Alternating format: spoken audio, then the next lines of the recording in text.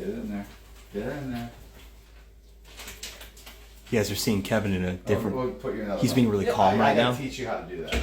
Yeah. I'm pretty. Usually she takes for me. You just make me nervous. Okay, I understand that. She took from me earlier. Just What's happening, everyone? What's Are we happening? live right now? Yeah. Yeah. You're live there and you weren't swearing at staff, nothing. No, I was actually behaving myself. I've been a good influence. Hey guys, obviously we know who this guy is. Dingo Dinkelman, and make sure you check him out on his new Dingo Reloaded YouTube page. He's back. He's over here from South Africa and he's visiting all of us. And let's ask him some questions. And I want to thank all of Kev and Donnie's supporters and followers, because it's because of you guys that we got back onto YouTube. I remember our live streams. I was in South Africa, 6 p.m. at night, maybe later, even later. And we were there and we were talking through some of the toughest times in our lives, and you guys have been stars. You sorted it out for us. You brought the rain. And what's really great is our audience. We have a very, very loyal audience that love us and we love you. But you guys also did some wonderful stuff to help kind of persuade certain people or a certain person to remove a copyright strike. And it worked really good. So you guys did awesome. And this guy's a great educator. He's a wonderful personality. Exactly what you see is what you get. It's not smoke and mirrors. He's just a wonderful soul. And people like this are very valuable to our hobby, our industry, and the presentation of these animals and bringing in new people and causing ideas of conservation and empathy and value of these animals and expanding what we do as a hobby, as an industry. And he's very important to me as well as the rest of the world. Well, thanks, buddy. I appreciate that. And so far, I've been in America today. What day is today? Tuesday. For a week. Yeah. For a week. We've been here for a week today. And it's been, so far, the greatest trip of our lives. It has been absolutely fantastic. We're in New York for 3 days. So we just did tourist stuff. Just saw it. I hate New York. I know, but we saw it. And now we can take it off. City. Then we went to, we're in Manhattan there. And then we went to Brian at the Reptarium. 2 days of Brian. Phenomenal. What a good guy. Also a great guy. Mates with both of us. Yeah. We both couldn't speak more highly of him. And what you see is what you get as well with Brian. Yeah. It's not like, you know, sometimes you get to some people and it's like, what you see is just like what's going on, you know? But legends, and then it's been great. 2 days here with the whole team here. And some of the animals here, guys. I'm so jealous. I want to put them all in my pockets if they could fit and take them home. It's been fantastic. Crop monitors. I mean, some of you see them because they're on the channel here. But you have no idea the work Kev's put in, how magnificent they are, how incredible they had reticulated pythons out earlier, king cobras. I've been like a kid in a candy store, just losing my mind. And it's been, what a trip so far, and so excited to be here. What kind of questions you getting, Donnie? I'm getting a lot of people that say Donnie suck from the Chandler crew. It's very unfortunate, guys. He's an amazing content creator. I don't know why you're so upset with me. Oh my god. Oh, guys, come on, good questions. Come on. Good questions, guys. Get over it. Get a good question. What was your favorite TV show for you to suck? Listen, you guys, I love you guys who are asking questions, like asking us if we have Gaboon Vipers and asking Kevin what his favorite snake are. We definitely have Gaboon Vipers. Kevin, what's your... I have no favorite snakes. Some big Gaboon Vipers. We saw some big ones. Yeah, you met Snarfles today. That's a staple. Snarfles scares me, I must be honest. But how's this? Our team loves Snarfles. So Chelsea's part of our team. The kids, everybody, I want to see Snarfles. And that face does not disappoint. Has he got his own page? No, because, dude, he's so demanding of me and what I'm doing. And I'm like, it's bad enough Donnie's trying to chase me down to get to do a video. Yeah. And then he's like, like, hey, guy, take more pictures. If he has his own Instagram account, that means we can't monetize it. You know, and we want the money that Snarfles makes. You know? Oh, yeah. He's a star. I want to pay my light bill for half of a Pretty much, yeah. It's so bad. So bad. But I have seen Gaboon Vipers, beautiful ones. Better than mine. Big, grabby, magnificent ones. So my Gaboons are okay? Your Gaboons are beautiful. You know, you get some Gaboons. I have more upstairs, too. I don't know if you got to see them. No. Oh, dude, there's another venomous one upstairs. And Amazon Basin Emeralds, seen those. it's just fantastic. But you get some gaboons that are quite plain. They're like light, almost like they've been browned. And I like the pink and the purples and Yes, the golds so do I. and that kind of a thing. So I've got 4 gaboons at home. 2 of them are pretty, and 2 are not the greatest in the whole world. But I'm surprised. So Timmy didn't show you any of the venomous upstairs? no. Did you meet Thor? People want to know if you met Thor. Thor's our albino. Thor, big giant No. albino water monitor? Yeah, we get some. You- I saw one, but I didn't know his name was Thor. There's a big giant. Yeah, like, I saw him down that side. Yeah, Yeah. all the way There's down. a lot of rooms, a lot of animals. So I saw him. He's next to the big croc monitors, right? Same room. Okay, I did Very see good. it, yeah. Do we do a lot of venomous breeding at N.E.R.D? I know there's something special that we're going to be talking about. You want to talk about that? No, I want to be a little bit discreet and accurate with my breeding because venomous is not for everybody. Yeah. You and I both have these discussions. If you are not responsible with venomous or you really, you overstep your boundaries, you get bit. Obviously, it wreaks horrible damage to your soul and everything involved, plus the rest of the venomous world too, or just Yeah. the snake world. So I don't think they make the great pet. So I think very few people should, be able to actually keep them, obviously with a lot of experience. But then those people that are very experienced, I think they're great doing it. I just don't think it's like a pet animal.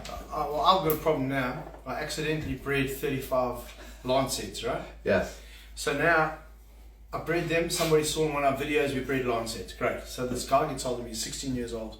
He was actually volunteering one of our sites. He comes to me and he's like, "Hey Dingo, how's about I buy a pair? What do you want for a pair of Lancets?" So I said, "Well, nothing, because I'm not selling them to you." He says, "No, I've kept a puff adder before. I've kept a night adder before." And I said, "It doesn't matter, mate. Like a Lancet it's a terrible snake to keep." There are 2 keepers in South Africa, one of them a mate of mine, who got bitten by the same Lancets last year, and I'm talking babies. I've got like 6-foot ones. Babies. The one guy, he was 120, he's like 260 pounds. He was unconscious on the floor from a baby Lancet in 2 minutes. Done. He says it felt like if you take a big Pepsi bottle and you shake it, it felt like that fizz coming up, hit his head on the floor. 260 pounds, and his son trying to drag him into the thing. Fortunately, we found some anti-venom there, but we don't have any more now. Those guys tapped us out. But that's the issue. King Cobra's another thing. So I've bred King Cobras, and you need some skills with a King Cobra. For me, King Cobras, Lancets, Bushmasters, West African Forest Cobras, any of the big, quick Mambas, they're in a league where you actually have to know what the hell you're doing with those things. It's not a Monaco Cobra, still a very dangerous Cobra, but it's smaller. Cape Cobra, very, very venomous Cobra, almost like a black mamba in terms of venom toxicity, but it stands there, it hoods for you, you can walk around it.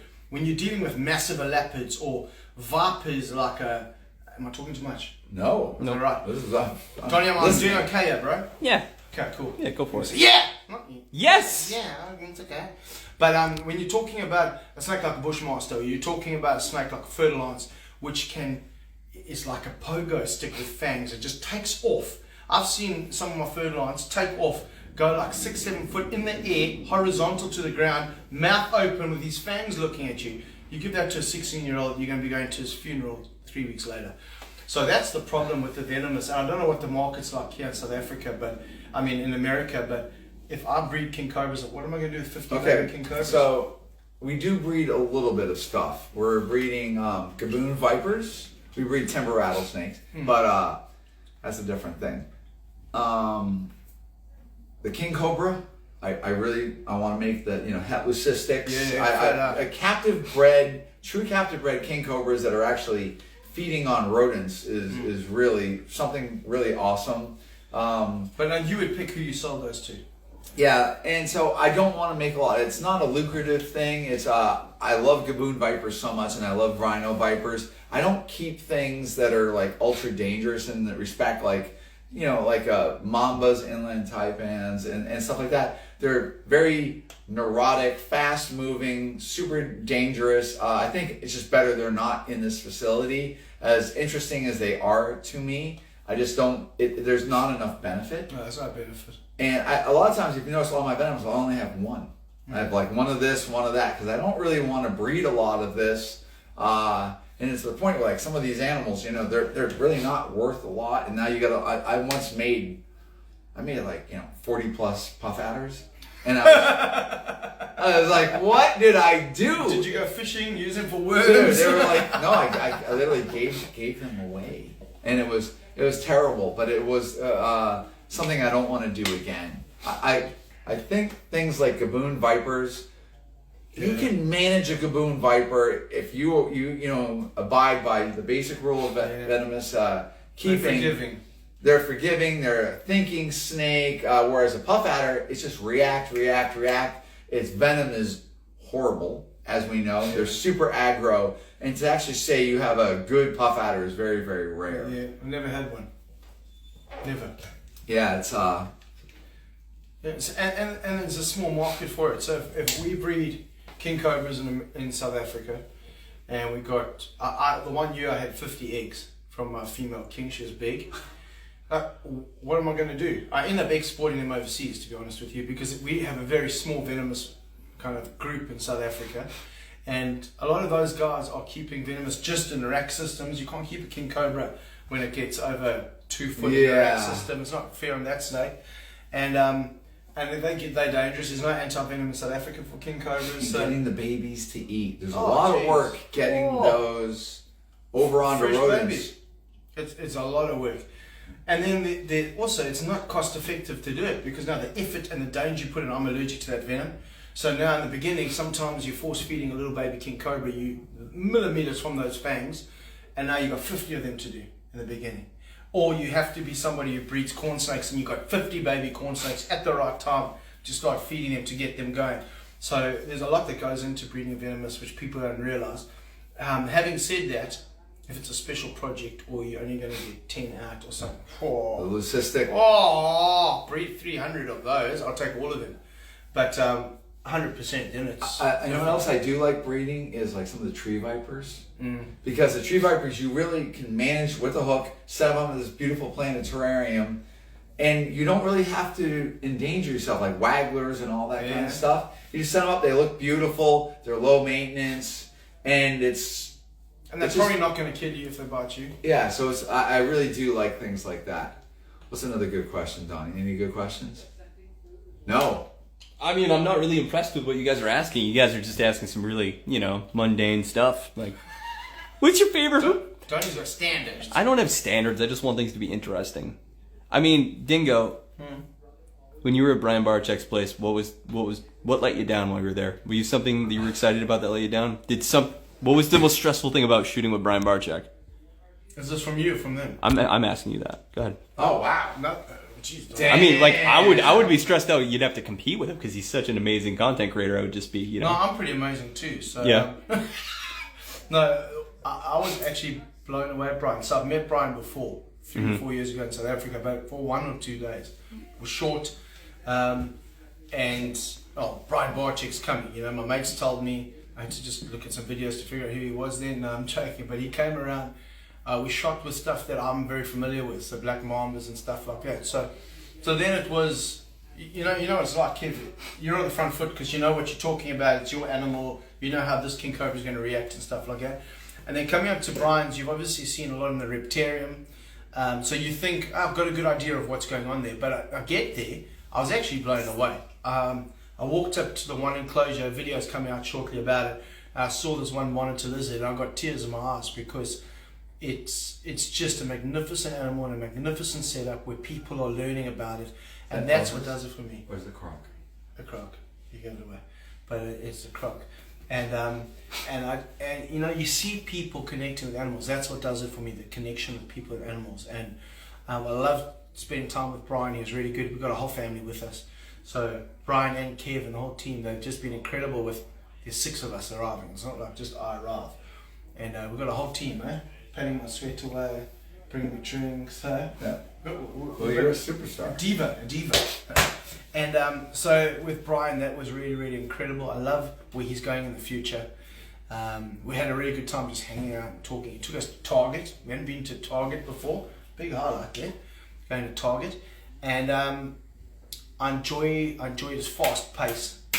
Brian's a busy man, and he's got stuff going on all the time. And I I'm pretty like, let's get stuff done.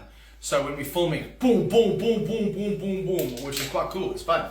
But we're exhausted. I mean, we've been going. We did a VIP party the one night. We finished like 12:30. What is? Hold on. I asked him what the hardest thing about feeding with Brian Barczyk was. Oh, why are right. people spinning? You guys are all stupid that are in the chat. What they're spinning? Dude, I asked what the hardest thing about filming at Brian Barczyk's place was, and I was hoping he was going to talk about the pacing and stuff like that because I know Brian's very fast and he's professional. Yeah.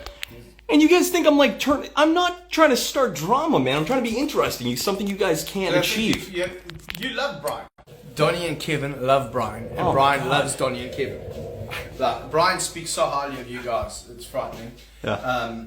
You've got a really good relationship. Yeah. I've got an anaconda crap on my leg. Smell. It's all over your brace too. It made my office smell. Took my brace off. Carry on. Brian's a legend. I loved filming with him.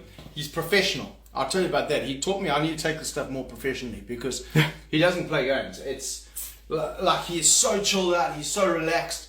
We're filming at people in the reptarium doing their things and stuff like that. But like he's such an example of how we should be running our social media accounts and how we should do stuff. And we're doing it. Bow. That's beautiful. The real Tarzan asked what you guys think about. I haven't met the real Tarzan. I'm gonna do a live with real Tarzan. And, What's here right now? He asked thoughts on albino green anacondas. Okay, so those are T positive albino green anacondas. So Megan Kelly has them on loan. I think it's Megaconda, right? What? Megaconda? Megaconda, and those were originally Ben Rennick. His legacy had brought forward the hets and whatever. So those are awesome. What do they look like?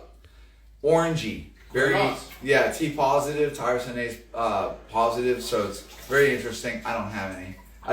I have my lowly green anacondas, which I love very much. And anacondas are wonderful. But the real Tarzan, we'll be doing some live Instagrams, and we're also going to do one with Caesar Milan. Caesar Milan. Caesar Milan is the dog. He's the dog whisperer, and so Mike, the real Tarzan, thinks if he puts a dog whisperer with the reptile whisperer, we can have some really interesting things. I'm pretty excited about that. So thank you, Michael. I haven't met Mike before. Mike is he's got an unbelievable social media following. It's like unbelievable.